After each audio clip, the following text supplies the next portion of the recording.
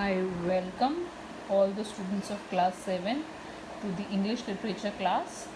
In today's class, students will begin with chapter number 2 of your book, that is The Billy and the King.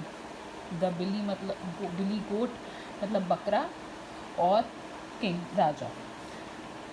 Let's start. Once there lived a certain king who understood the language of all birds and beasts and insects. एक समय की बात है, कुछ राजा थे, उन्हें जानवर, पक्षी और कीड़े मकोड़ों की भाषा समझ में आती थी. This knowledge was rather a troublesome gift. और यह जो उनकी नॉलेज थी, यह जो उन्हें शिक्षा प्राप्त थी, यह उनके लिए कभी कभी एक मुसीबत में डालने वाला तोहफा हो जाती थी. For he knew that if he were ever to reveal anything he had thus learned, he would turn into a stone. क्योंकि उन्हें यह पता था कि अगर उन्हें कभी अपनी यह नॉलेज किसी को बतानी पड़ी, रिवील मतलब बतानी पड़ी, तो उन्होंने जो ये सीखा है उसकी वजह से वो एक पत्थर में बदल जाएंगे. मतलब अगर उन्होंने किसी को यह बात बताई कि उन्हें जानवरों की भाषा समझ आती है, तो वे एक पत्थर में, एक स्टोन में बदल जाएंगे. Okay students, how he manage to avoid doing so long before the story opens I cannot say, but he had safely grown up to manhood, married and was happy as monarchs generally are. वो कह रहे हैं कि उन्होंने अब तक कैसे इस बात को नहीं बताया और कैसे इसको अवॉइड किया, कैसे छुपा के रखा, ये तो हमें स्टोरी में आगे पता चलेगा कि वो किसी को बताते हैं या नहीं.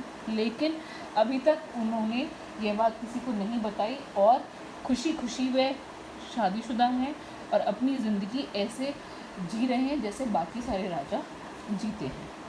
The people in the ancient times ate food in a traditional manner. पुराने समय में लोग जो हैं वो अपने ट्रेडिशन के हिसाब से ही खाना खाते थे, जैसे कि नीचे बैठ के खाना खाना, तो ये हो गया traditional manner. In it a person Yeats his food in a nice little place on the ground freshly plastered with mud and sits in the middle of it. और लोग कैसे खाना खाते थे? वे नीचे ज़मीन पर बैठते थे और उनके घर में फ्रेशली प्लास्टर्ड मतलब तभी की तभी मिट्टी से पोछा लगाया जाता था, अगर आप लोगों ने गांव में देखा होगा तो, और फिर वह उस पर बैठ के तब खाना खाते थे. Well, one day the king was eating his dinner in a traditional way sitting on the floor. और एक दिन की बात है, जो राजा था वह हमेशा की तरह नीचे बैठ के अपने ट्रेडिशनल मैनर में खाना खा रहे थे. And his wife was sitting opposite to wait upon him and to keep him company. और उनकी जो पत्नी थी वह उनके सामने बैठी हुई थी, उन्हें कंपनी देने के लिए, उनका खाना खाते वक्त साथ देने के लिए. As he ate, he dropped some grains of rice upon the ground, and a little ant who was running about seeking a living seized upon one of the grains and bore it off towards the hole.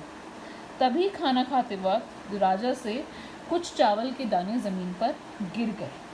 तभी एक छोटी सी चींटी भागते हुए आई जो कि अपना खाना ढूंढ रही थी. सीकिंग अ लिविंग मतलब ज़िंदा रहने के लिए खाना ढूंढना. उसने एकदम से उस दाने को पकड़ लिया और उसे उठाकर अपने बिल की तरफ, अपने छेद की तरफ ले जाने लगी. Just outside the king circle this ant met another ant and the king heard the second one say. और जहाँ राजा बैठ के खाना खा रहा था उसी के पास में उस चींटी को एक दूसरी चींटी मिली और राजा ने उस दूसरी चींटी को क्या कहते हुए सुना? O dear friend, do give me that grain of rice and get another for your self.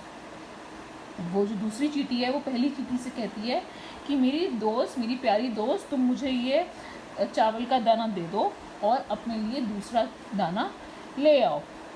You see my boots are so dirty that if I were to go upon the king's eating place I should defile it and I can't do that, it would be so very rude. तो जो दूसरी चींटी होती है, जो दाना मांगती है, वो कहती है कि मैं इसलिए नहीं जा रही क्योंकि मेरे जूते बहुत ज़्यादा गंदे हैं और अगर मैं राजा के खाने की जगह पर जूते लेके गई तो मैं उस जगह को गंदा कर दूंगी और यह अच्छी बात नहीं है कि जहाँ पे कोई खाना खा रहा है उस जगह को आप गंदा कर दो। डिफाइल मतलब अपवित्र या गंदा करना, ठीक है। But the end with the grain of rice only replied, लेकिन जिस चींटी के पास एक दाना था उसने कहा, if you want rice go and get it, अगर तुम्हें चावल चाहिए तो जाओ और ले आओ। No one will notice your dirty boots, तुम्हारे गंदे जूते कोई नहीं देखेगा। And you don't suppose that I am going to carry rice for all our kinder, वो कहती है और तुम ये मत सोचो कि मैं पूरे ख़ानदान के लिए, जो चींटियों का हमारा ख़ानदान है उसके लिए, सबके लिए खाना लेकर जाऊंगी। किंड्रेड मतलब सारे एक साथ, या फिर हम कह सकते हैं ख़ानदान, या फिर जब जो लोग बहुत सारे एक साथ रहते हैं उसको भी हम किंड्रेड कहते हैं।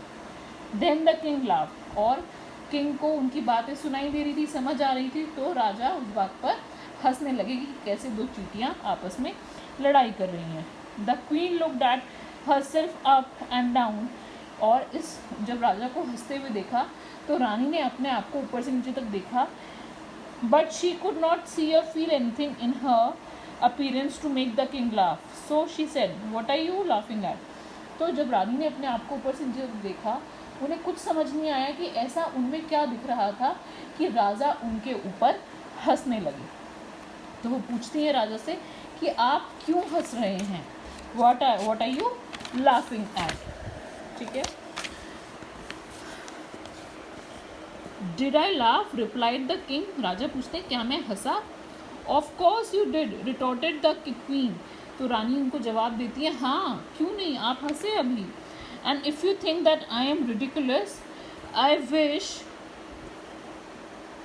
Wish you would say so instead of behaving in that stupid way, what are you laughing at. वो कहती है कि अगर मैं कहीं से कुछ ख़राब लग रही हूँ तो आप मुझे ये बताओ, बल्कि आप मेरे ऊपर हंस रहे हो, इस तरीके से बिहेव कर रहे हो गंदे तरीके से, आप मुझे बताओ कि आप क्यों हंस रहे हो।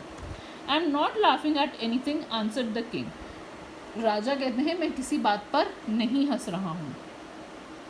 Very well but you did laugh and I want to know why, वो कहती है अच्छा बहुत अच्छा, आप कह रहे हो कि आप नहीं हंसे, लेकिन आप हंसे थे और मुझे जानना है कि आप क्यों हंसे। Well I am afraid I can not tell you, कहते हैं लेकिन मैं तुम्हें नहीं बता सकता कि मैं क्यों हंसा। You must tell me, replied the queen impatiently, और रानी ने बहुत परेशान होते हुए कहा कि नहीं, आपको मुझे बताना पड़ेगा कि आप क्यों हंसे। If you laugh when there is nothing to laugh at, you must be ill or mad, what is the matter. वो कहती हैं कि अगर आप हंसे और जबकि कोई बात ही नहीं है हंसने की, तो आप या तो बीमार हैं या फिर आप पागल हो गए हैं, आप मुझे बताओ बात क्या है। Still the king refuse to say, and still the queen declare that she must and would know. राजा तब भी मना कर देते हैं कि कुछ है ही नहीं बताने के लिए, लेकिन रानी कहती है कि नहीं कुछ तो है और आपको मुझे बताना पड़ेगा और मैं ये जानकर रहूँगी। For days the quarrel went on, और कुछ दिनों तक इसी बात पर लड़ाई चलती रही, क्वारल मतलब लड़ाई।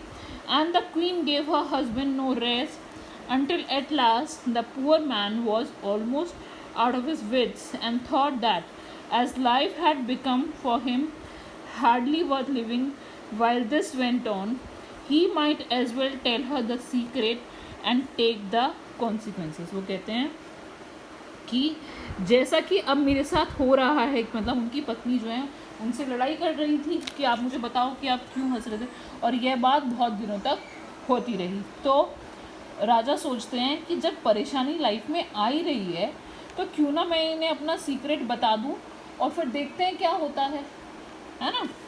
But thought he if I am to become a stone I am not going to lie. वो कहते हैं कि वो ऐसे सोचते हैं कि अगर मुझे बताना ही है और मुझे आखिर में एक पत्थर बनना है बता के, तो मैं क्यों झूठ बोलूँ, मैं नहीं झूठ बोलूँगा।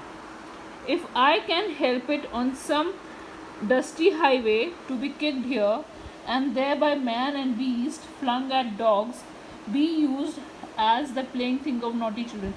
तो वो ये सोचने लगते हैं कि वो कौन सा पत्थर बनेंगे, कि वो किसी हाईवे पर पड़े हुए हैं जो कि किसी ने कभी किक मारा, कभी किक मारा, किसी इंसान ने, कभी किसी जानवर ने, या कोई कुत्ता आके उस पर फ्लंग करे, या फिर बच्चों के खेलने की चीज़ बन जाए, जैसे शैतान बच्चे होते हैं ना, पत्थर को पैर से मार के इधर से उधर ले जाते हैं, वो बनेंगे।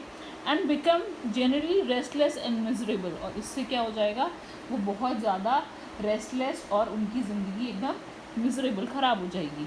I will be a stone at the bottom of a cool river, मैं एक ऐसा पत्थर होऊंगा जो कि एक नदी के पास, ठंडी नदी के पास होता है। And roll gently about there until I find some secure resting place where I can stay forever, और वहाँ से रोल होता हुआ एक उस जगह चले जाऊँ जहाँ पे मुझे एक आराम करने के लिए हमेशा के लिए जगह मिल जाए। So he told his wife that if she would ride with him to the middle of the river, he would tell her what he had laughed at. वो अपनी पत्नी से कहते हैं कि अगर तुम मेरे साथ नदी तक चलोगी तो मैं तुम्हें बता दूंगा कि मैं क्यों हंस रहा था। She thought he was joking, उन्हें लगा कि वो मजाक कर रहे हैं। And laughingly agreed, और हंसते हुए उनकी बात को मान लिया। Their horses were ordered and they set out, उनके घोड़ों को तैयार किया गया और वे निकल पड़े।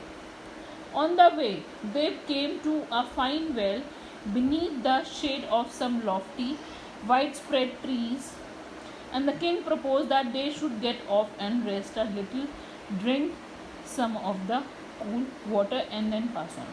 रास्ते में उन्हें एक पेड़ दिखाई दिया जहाँ पे मतलब कुआं था, कुएं के नीचे बहुत अच्छी छाँव आ रही थी, तो वो कहते हैं कि हम यहीं पर रुकते हैं और यहाँ पे थोड़ा सा आराम करते हैं, कुछ पानी पीते हैं और फिर हम यहाँ से चल पड़ेंगे। To this the queen consented, इस बात पर रानी मान जाती है।